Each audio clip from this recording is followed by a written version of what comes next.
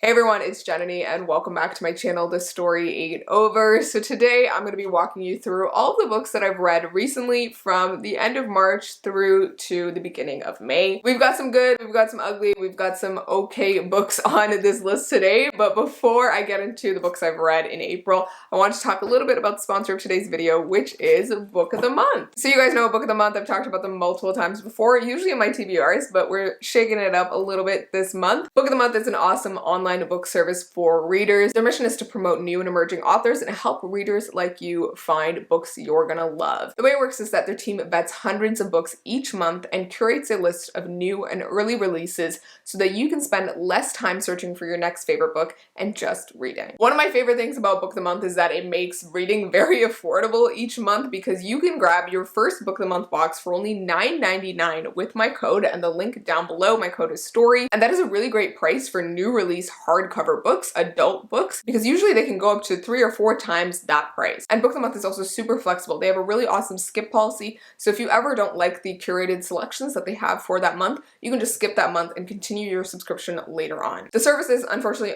US only. I know a lot of you keep asking me because I am Canadian, but it is US only. But I do think all of you in the US who do follow me, which there are a lot of you, you should definitely go check out Book of the Month because it's such a great deal and you get some really amazing books, which I will tell you about right now. So for May, we have a ton of great books.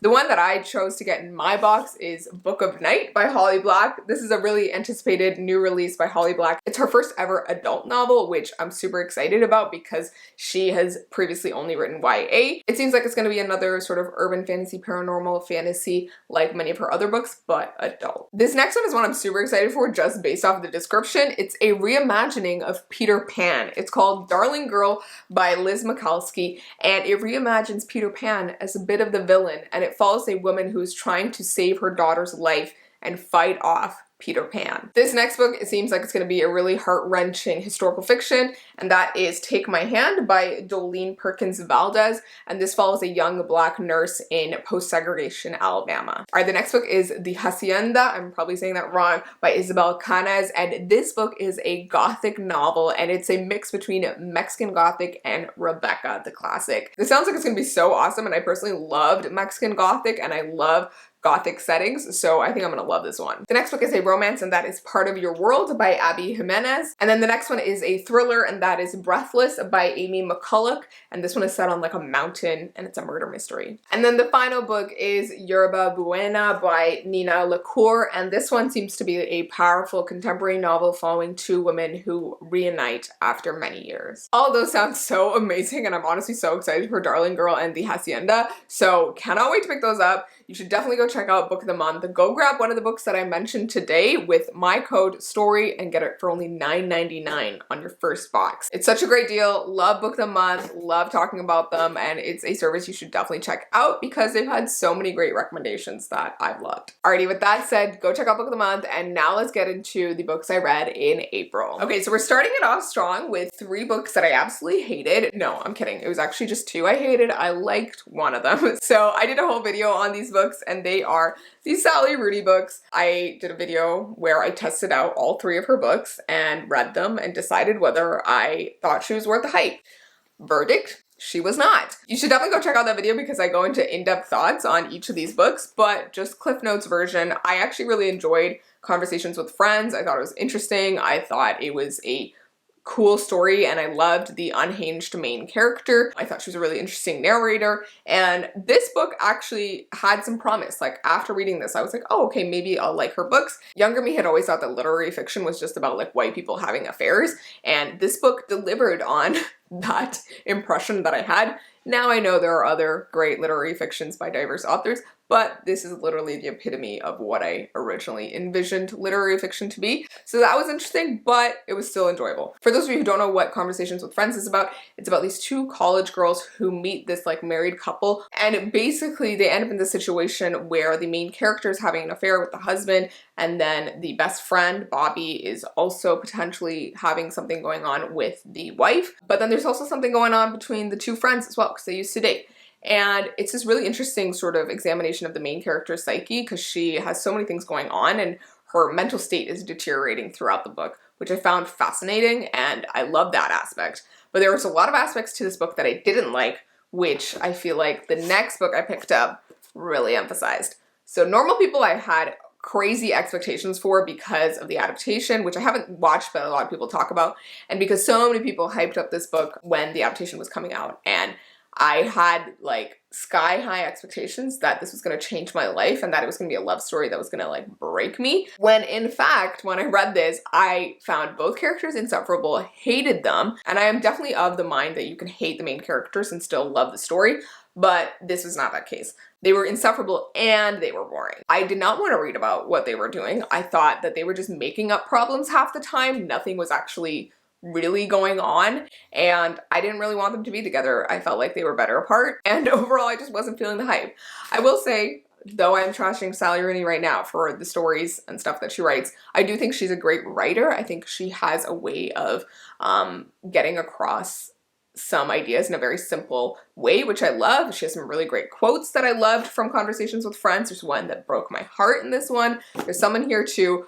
But I feel like overall the stories that she writes, I do not like. I also feel like I just don't like her pretentious white characters, but that's a whole other discussion that I go into in the video. So go watch that if you want to learn more. But overall, thought that this was a pathetic waste of time. So I think Conversations with Friends, I would probably rate a like 3.5, 4 stars. Normal People, probably a 1 or 2. Beautiful World, Where Are You? Was a hot pile of garbage that I hated. I did start off thinking that I was gonna like this one more than Normal People, and then we got in and I started to hate it. It felt like a rehash of a lot of the things I hated in both Normal People and Conversations with Friends. And this one I ended up DNFing as well, but I did read up on the ending. I think I only had like 100 pages left, so I still got through a decent amount of it, like 2/3 of it, but wasn't loving it. Did not want to waste more time with it. So yeah, that's how I was feeling with this one. But again, I will say she has some like great lines and that kind of stuff, some pretty writing, but I do feel like this one in particular, she was trying to force some ideas down our throats, which I didn't love. And I didn't care for any of the characters. I didn't care for their relationships. I feel like she has a lot of self-insert characters as well, which I didn't love. And overall, wasn't an enjoyable time. So yeah, this one definitely got like a 1 star from me. I don't put my ratings on Goodreads usually when they're bad because I don't want people to just look at the rating and not consider reading the book and, you know, engaging with it. But I will tell you here, I didn't love it. So yeah, that's how I'm feeling. You can feel free to disagree with me on Sally Rooney. I know a lot of people love her and love her books. And I know I'm not a literary fiction reader on the regular, so I feel like I am judging her a little bit harsher than I may judge her if I liked literary fiction a lot. But regardless, I think if you're just a regular reader who doesn't read a lot of literary fiction, you probably may not like her books. I personally didn't, but let me know what you guys thought. Alrighty, the next book on this list is actually a reread that I did for the Read in Color book club. So as you guys know, I have a book club where we read a book by a BIPOC author each month and discuss in a live show at the beginning of the next month. So for March, we were reading The Stationery Shop by Marjwan Kamali, and we were joined by Hannah from A Clockwork Reader for the live show. So I'll leave that link down below if you want to go check it out, because it was actually a really great conversation because Hannah brought her perspective as being Persian and growing up Persian to the live show and to how she viewed the story and how she would go ask her mom about like the history of things and that kind of thing. So I love that. So definitely go check that out if you've read the book because it was a great conversation. This book overall, reading it the second time, was just as stunning, if not even more. I loved it so much. This time I actually went in on the physical copy and I was tabbing places and I was underlining lines, and there were so many gorgeous lines that the author writes and embodies like a certain emotion or some political thing going on. And I found it so fascinating. This book is a mashup of both a tragic love story, but also like a lot of historical elements to it and discussions of politics and also like race and like feminism, all these different things, and motherhood. Really great themes that I loved reading about, and I love the way that they all come together. And also it begins and ends with this love story, which I loved. So if you're looking for a heartbreaking time, definitely go read this book. It is like peak, like one of my favorite books, and rereading it the second time, I actually feel like it's gotten higher on my like favorites list because I think it was a little bit lower before, but I think it's a little bit higher now. And I'm really happy about that I reread this and I still loved it, if not more, the second time around, because I've had situations where I've reread a book and I've not liked it as much, which is really sad for me. But this was just a perfect reread, so I was so happy. Alrighty, the next book is one that I had such high hopes for, and I won't say that I hated it, but I won't say that I loved it like I was hoping to. I do think it was quite amazing though, and I would rate it probably like a 4 stars. But that book is Circe by Madeline Miller. You guys know I absolutely love The Song of Achilles by the same author, and I've had this book in particular on my shelves for years now, even longer than Song of Achilles actually. I had this before I got that book, but I ended up reading that one first. I loved that one. I loved the love story. I loved the pace of the story. I loved the way that it comes together. I loved how heartbreaking it was. This book, I feel like what I didn't love about it was that it was sort of set in a single place, and I feel like not enough was happening plot-wise that I started to lose a lot of interest. But regardless of that, this one is an enchanting story of a nymph named Circe who later becomes this like horrible figure in mythology, especially in the Odyssey, for being in exile on an island and luring men and turning them into pigs. But you sort of get her side of the story in this book and how she was just trying to survive, and also like these men were horrible who were coming to visit her, and all the different tribulations that she had leading up to her exile. Not only that, we also get many events after her exile and other things that happen, and also different romances that she had. And overall, it was like a really interesting book, and I think it had some really great themes to it and had some really great lines to it. It was beautifully written as well. And I love Circe as a character. I think she was a very compelling heroine, and I love this like new take on her as opposed to mythology. But I think I just wanted like something extra or something more out of this. Like I was expecting some sort of reversal or epic conclusion to this, but it just didn't come. And I don't mean like I needed action or anything. I just mean I wanted something more out of this, like more of a agency, I guess, to Circe. I feel like she lacked a lot of agency in most of the book. I feel like things were happening to her, but she wasn't going out and doing much herself and making a lot of her decisions. Like she was letting things happen to her, which I found frustrating, and it also made for a slower read. But I think it was still a fantastic book. It is still a more feminist retelling of this story and of this character, which I loved. I do think in comparison to my one true love, Kaigei by Vaishnavi Patel, which I've talked about many, many times before, and which I've compared to this book because it has a very similar concept, taking a vilified character from mythology and putting them in a better light and, you know, showing their side of the story. It's very similar, but I honestly, guys, think that Kaigei does a better job than this book. And I know haters are gonna come for me. The people who love this are gonna come for me, but honestly, if you haven't read Kaigei, go read it, because if you love this, I feel like you will probably love that one even more. I think I went into this with higher expectations having read Kaigei, but if I had read this beforehand, maybe I would have liked it more. Alrighty, this next book was also a bit of a mediocre read for me, and that was Within These Wicked Walls by Lauren Blackwood. I definitely enjoyed this one. I didn't love it though. This is the first YA I've read in a while, and I am again feeling that I'm not loving YA as much in recent days, but I still think this one was fun. This one is a gothic fantasy. It's sort of a reimagining of Jane Eyre. One thing I was slightly disappointed by this one, and one of you mentioned this to me, was that it's not as closely a reimagining of Jane Eyre as I thought it would be. I thought it would be like closer to a retelling and that a lot of the plot points would stay the same, but really it didn't, which I was slightly disappointed by, but completely fine. I love that this was an Ethiopian inspired fantasy. I love those elements that came into the story. I really liked all the characters. I thought the main character was a really resilient character. I love the relationships that she had with like the father figure in the book and like the main love interest. I love the banter between the main character and the love interest at the very beginning. It was fantastic. But I think overall this was just like not as amazing as I was hoping for it to be, but it was still really cool. Like I really love the magic system. It involves this element of exorcism. The main character is a Debtera who cleanses households of the evil eye. And so she's going to this boy named Magnus Rochester to his house to cleanse his home. And you find out that he's been through many Debteras who have been unable to cleanse the house, and he has sort of been cursed by the house as well. And from there, obviously, they are falling in love, but they're fighting these evil forces as well. I think what I was hoping for from this book was like this major upheaval of the main character's sense of self, which is something that happens in Jane Eyre.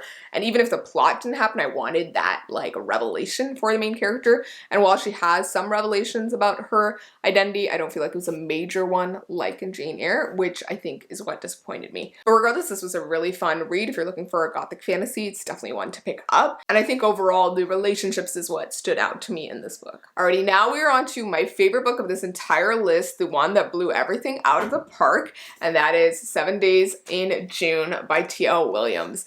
This book, guys, so freaking fantastic. I had originally picked this up for my Patreon book club, which As a PSA, I've decided to pause my Patreon and sort of stop it for the time being. Things have gotten busy for me and I don't think I can keep it up. So I didn't want to keep stringing people along and having them pay for things when I didn't have the mental capacity to engage with them fully. So I decided to stop it, but I did still want to read 7 Days in June. So I decided to pick it up in April and I absolutely loved it. It was so freaking good. This is a romance between two writers who knew each other when they were kids in high school, and they only knew each other for about 7 days before they were brutally ripped apart for certain reasons. And this book is set in the present day when they meet again after like 10 or 15 years, and they have all of these emotions, but they're secretly still in love with each other because they've been writing to each other through their books. So the main character Eva writes these like paranormal romance books, and so obviously like the male love interest is based off of the male love interest in this book, and that is Shane. And Shane has been writing these like deep literary novels, and the main characters in those ones are based off of Eva. I will say this book has like massive triggers for so many things, so be careful of that when you're going into it. But this was a story of two very, very broken people finding each other and falling for each other and finding comfort and solace in each other, but then being ripped apart and then coming back together once they've, you know, healed a lot more, but still trying to find that balance of, you know, not enabling each other's bad qualities, but also trying to safely be together is basically what I'm trying to say.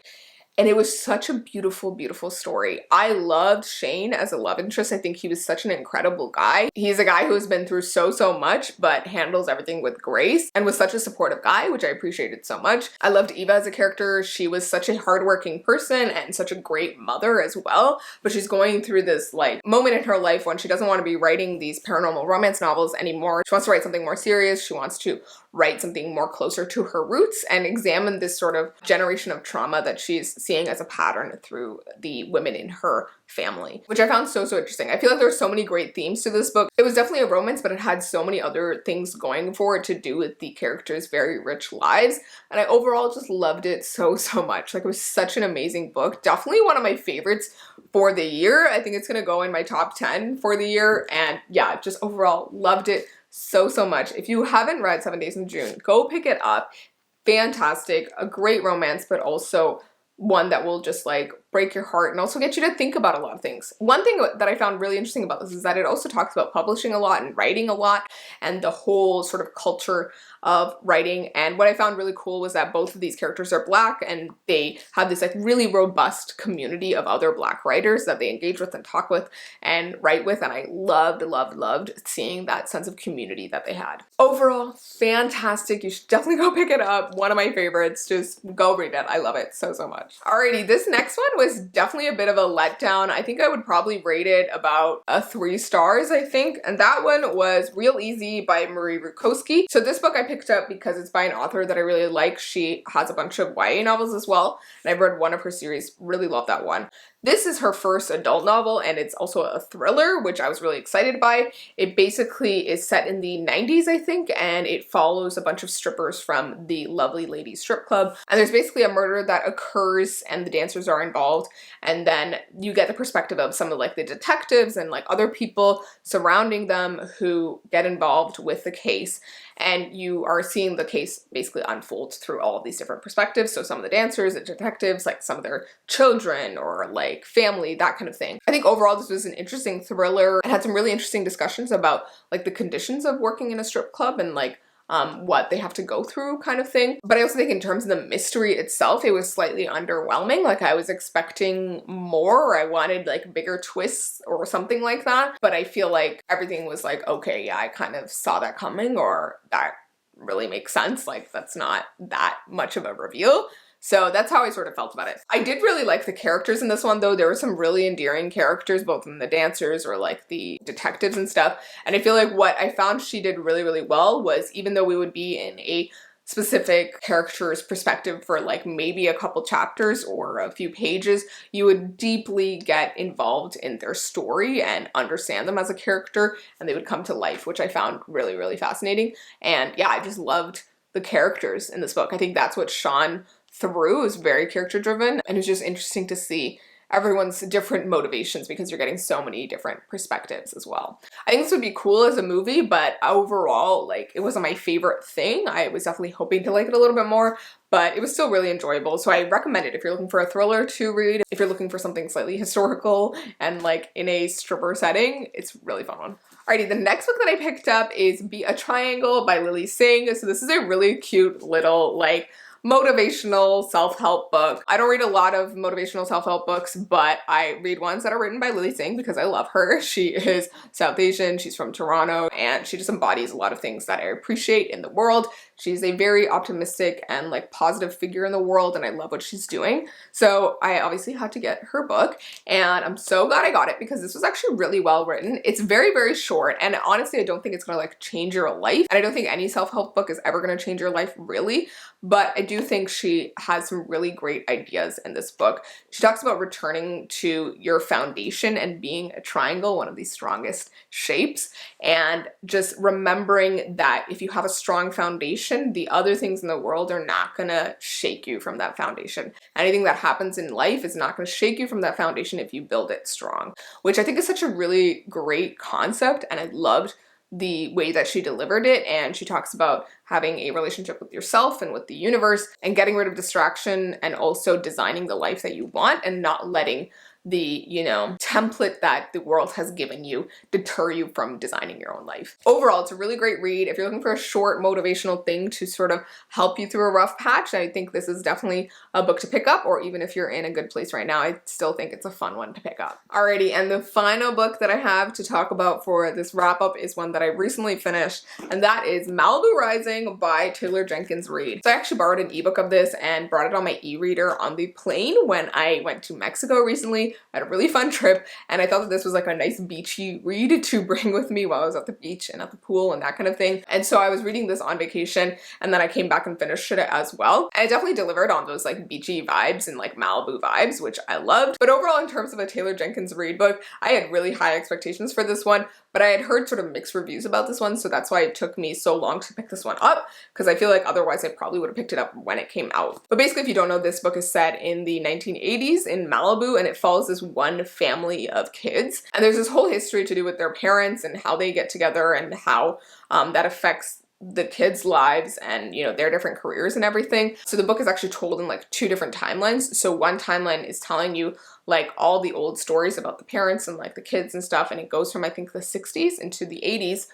And then we have another timeline which is set in a single day on the day of the Riva party. So this is hosted at Nina Riva's house, who is the oldest daughter in the family. And this is like an annual party that everyone knows about and comes to. And so the day starts like early in the morning and it goes late into the night, and it's going like hour by hour as different things are going on. This book was interesting in the sense that it takes a lot of different perspectives and is talking about a lot of different characters, and we're getting all of their stories sort of coming together and converging at this party, and sort of the histories of their lives and the people that came before them as well.